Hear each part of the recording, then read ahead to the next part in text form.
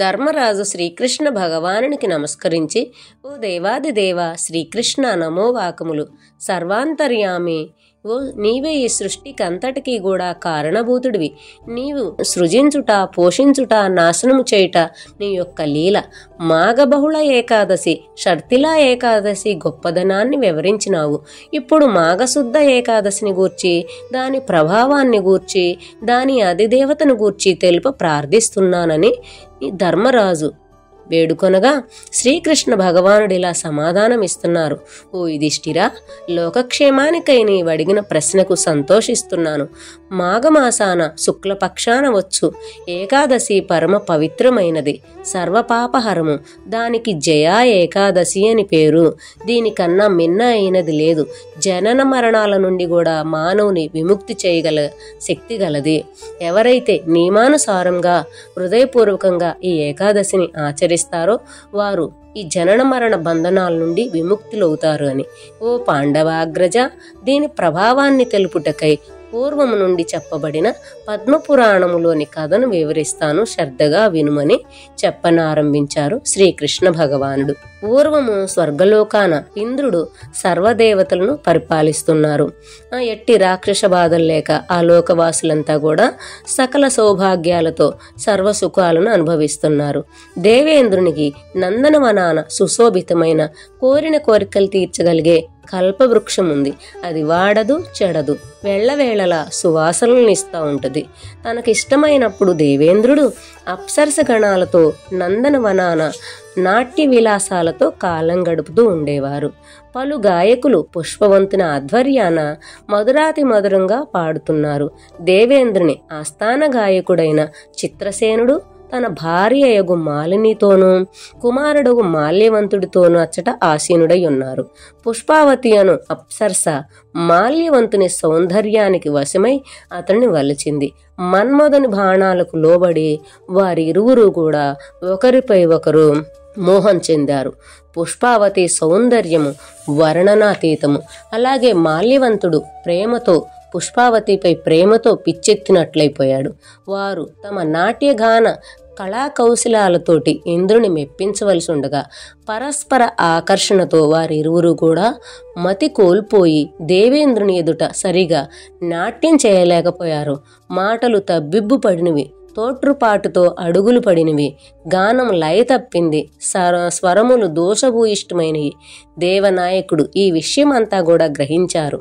కోపోద్రిక్తుడై ఎర్రని జీవురించిన కనులతో వారిని చూచి పిశాచాలై భూమిపై తిరుగాడుడని శపించారు. ఈ శాపం వినటితోడనే వారికి తెలివి వచ్చి శాపవశాన వారిరువురు నందనవనము నుండి పిశాచ రూపాలను పొంది భూమిపై గల హిమాలయ పర్వతాలపై పడిరి. తమ దేవతా లక్షణాలను కోల్పోయారు. పంచేంద్రియ జ్ఞానం తొలగిపోయింది. ఆ హిమాలయ శిఖరాన మంచు పైబడి నిద్రను కూడా పోలేక చలి తట్టుకోలేక ఒక గుహలోకి పోయారు. క్షణక్షణము వారికి చలిబాధ ఎక్కువైంది. పళ్ళు కరుచుకొని పోతున్నాయి, పాదాలు కొంగర్లు పోతున్నాయి, దేహం వణుకుతా ఉంది. తమ తప్పు తెలుసుకొని దాని పాప ఫలితం ఎంత క్రూరమైందో గ్రహించి పశ్చాత్తాపడసాగారు. వారి అదృష్టాన కొన్నాళ్లకు జయా ఏకాదశి వచ్చింది. ఆ దీనావస్థలో వారు నీళ్లు కూడా త్రాగలేక ఆనాడు వారు ఏ జంతువును కూడా చంపి తినలేకపోయారు. తినటానికి ఆకులు గాని, అలాలు గాని, పండ్లు గాని, కందమూల ఫలాలు గాని ఏమీ లభించలేదు. వారు అనుకోకుండానే జయా ఏకాదశి ఉపవాసాన్ని పాటించారు. ఆ బాధలో వారు కృషించిపోయి ఉన్నారు. సూర్యాస్తమమైంది. ఆ రోజు మిక్కిలి చలిగా ఉండటం వలన వారు వణికిపోసాగారు. చలి బాధ ఎక్కువైన కొలది నోటిలో పళ్ళు కరుచుకొని పోసాగిని. చివరికి చలి బాధ తట్టుకొనటానికై కొంత వేడి పుట్టునని ఒకరినొకరు కౌగిలించుకున్నారు. ఒకరి చేతుల్లో ఒకరు ఉన్నా కూడా ఎట్టి సంగమం సుఖము పొందలేక నిద్రలేక రేయంతా కూడా జాగరణ చేశారు. ఓ యుధిష్ఠిర మహారాజా, వారు తలవని తలుపుగానైనా జయా ఏకాదశి అంతయు ఉపవసించి రాత్రంతయు జాగరణ చేయుటతో వారు శాపం తొలగిపోయి మరునాడు ద్వాదశి గడియలు రాగానే వారి పిశాచ రూపాలు పోయి పూర్వపు దేవతా సౌందర్యములతో పుష్పావతి మాల్యవంతునిగా ప్రకాశించారు.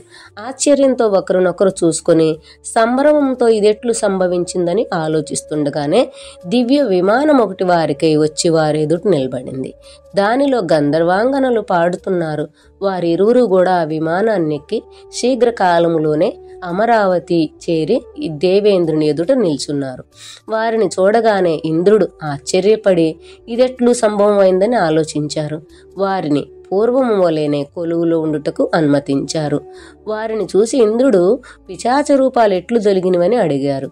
అప్పుడు మాల్యవంతుడు శ్రీ వాసుదేవుని కరుణా కటాక్షమున జయా ఏకాదశి ఉపవాసం వలన జరిగిందని తెలుపుగా దేవేంద్రుడు జయా ఏకాదశి ప్రభావానికి అచ్చరువు పొందారు. ఆ రోజు ఉపవసించి విష్ణువుని అర్చించిన వారికి సర్వపాపములు తొలుగునని ఇంద్రుడు స్వర్గదేవతలకి వివరించారు. కావున యుధిష్ఠిరా, ఎవరు ఈ జయా ఏకాదశి నాడు పూర్తి ఉపవాసం ఉండి శ్రీహరిని పూజిస్తారో వారు బ్రహ్మహత్యా పాతకము నుండి అయినా కూడా విముక్తి పొందుతారు. ఆ రోజు చేయు దాన ధర్మములు మిక్కిలి పుణ్యప్రదమైనవి. ఆ రోజు ఉపవాసము వైకుంఠ నివాసం ఇస్తుంది అని శ్రీకృష్ణ భగవానుడు ఈ యొక్క కథను ధర్మరాజుకు ఇలా వివరించారు. ఈ మహత్యాన్ని విన్నా చదివినా కూడా ఆ శ్రీకృష్ణ భగవానుని కృపకి పాత్రులవుతారని శ్రీకృష్ణ భగవానుడు ధర్మరాజుకు వివరించారు. ఈ విధంగా శ్రీ కథ వ్యాస భగవానునిచే రచించబడిన భవిష్యోత్తర పురాణ అంతర్గతము నుండి గ్రహించబడినది. హరి ఓం తత్సత్.